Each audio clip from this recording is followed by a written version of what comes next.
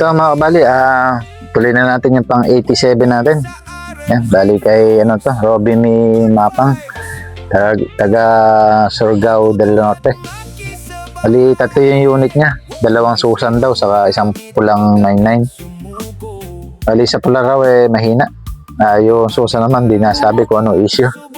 Bali inabot ng shipping niya 245. Yan, bali unbox ko lang. Tingnan natin yung loob kung tama ba yung nasabi sa akin. Step by step ang gawa, madaling matutunan mo. Para sa mga nagpare-pero. So mga kabali, tama nga, isang pula saka dalawang 735. Bali dito muna tayo sa pula. Tabi ko muna yung yung dalawang Susan. Bali ito, may note siya. Sabi niya, mahina na sir, ikaw na bahala, at pa-upgrade na rin at palakasan ng tunog, salamat. Yun lang ang sinabi niya rito. Mahina raw pero ma-under pa naman daw to. Ali, tingnan natin yung loob nito kung old model ba yung style niya, yung inverter side natin. Open ko lang.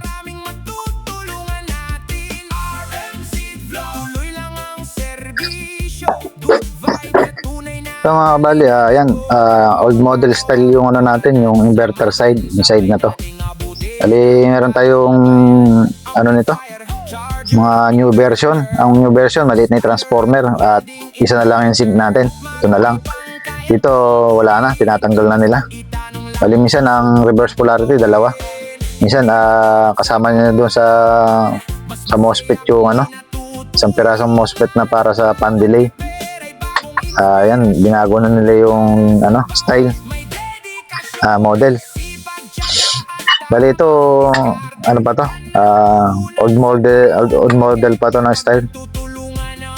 Yan, bali testing muna natin. Wala pa naman ako nakitang bumubo. Sunog, wala. Bali sa test valve lang muna tayo.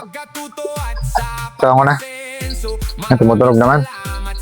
Bali naka 1K lang ako. Direct ko na. Yan. Wala, ang hina. Sagad natin.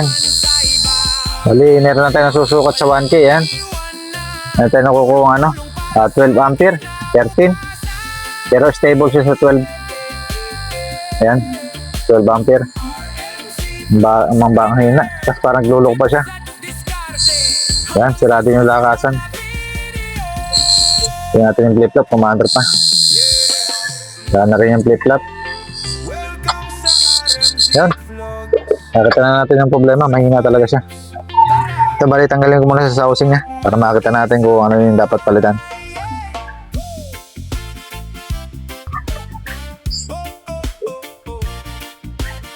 Ito mga kabali, ito yung resetter cap natin. Papalitan na natin to, medyo mababa na. Ali 4UF to, naka-reading na lang tayo ng 3.8. Saka yung mga hinang natin dito sa inverter side, medyo bumibigay na. Kakaroon na siya ng crack. Bali, resolder natin yan. Ito muna yung niya, reading sa natin, capacitor. Yan, 3.8. Bali, mahina na rin yan pag umabot na sa 3.8. Ayan, bali, yan, papalitan na natin yung 3.8 na yan. Gagawin natin sa unit na ganito, kaya naman yung 4.7. Bali, meron akong mga na-repair na ganitong old model style na 475 yung nakalagay na capacitor. At saka yung trimmer natin, na natin to. Babypass na natin yung pan nito. Re-recta na natin. Sa resistor naman, para sa frequency natin na adjuster, hindi na natin papalitan yan. Bali, mababa na yan. 330K. Yan, saka yung lakasan papalitan ko. Yan, tapos lalagyan ko na rin siya ng pampalakas ng tunog. Bali sa ganitong unit, wala namang protect to. Wala tayong papalitan na resistor para ma-adjust yung protect. Bali, dito isa-set lang din natin to ng 47 ohms. Itong trimmer natin. Bali sa amperahe to. Pagka dapat ina-adjust to, nilalagay lang sa 47 ohms. Yan, yun lang ang gagawin ko dito. Gawin ko muna. May dedikasyon, sipag, tiyaga at tamang diskarte. Yan ang puhunan sa bawat racket. Kapag tutulungan ang bawat isa, mas gumagaan ang bawat problema. Ito mga kabali, ito na yung pinalitan natin. Sama tayo, Protector cap, saka dalawang lakasan. Tapos yung trimmer natin, inalis na natin, dinahirek na natin yung paa nito. bisyo, para Yan, bali, ito na yung pinalit natin, 4.7 share nyo. UF, Hagi ang kaalam, yung lakasan. RMC, Tingnan muna natin kung ano yung tunog niya. tulong Kung lumakas ba, ground. bukasan. Yan, lumaki rin yung tunog. Ayun ang 1K. Nakalo. Bali, sa low, meron tayong 12. Hanggang sa susunod na video.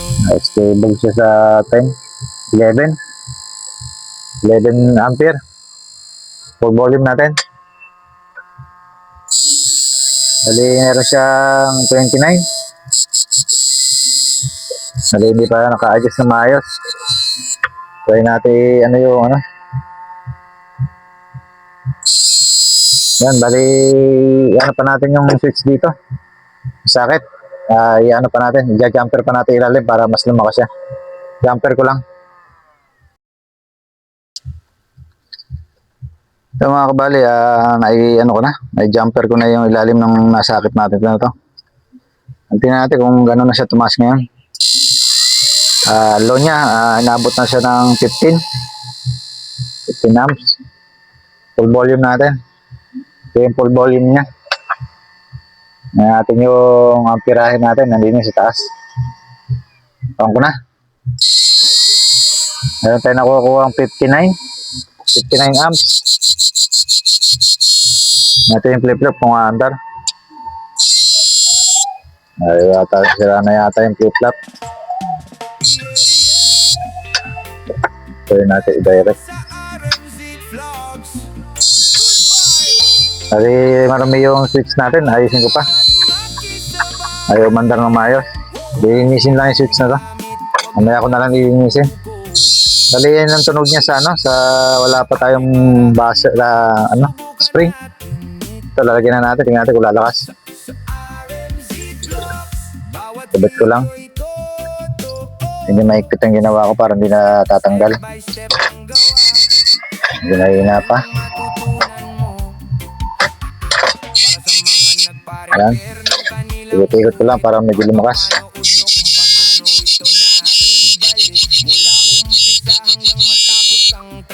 Yan. Tingnan natin kung kaya yung 2K. Kaya naman. 3K. Tingnan natin yung 4K kung kaya. Kaya naman. Bali 1K lang mo tayo. Yan, bali sa ganitong unit kasi wala na tayong i-adjust na ano na protect. Kasi wala mga protect yung ganitong ano model. Isa yung mahaba yung board ng ano natin PWM, yun may protect din yun. So, may isang klase pa nito na may ano, may PC817 sa PWM. Yun, meron protect yun, ito wala. Yan. Bakas din yung tunog. Bali, yan sa unit ito. Yan natin, hindi natin na ipakita kung anong unit. Yan, 2.9 lang. 99 na pula. Mga second, ano na to? Second batch nang lumabas to. Ito, hanggang dito na lang, okay na.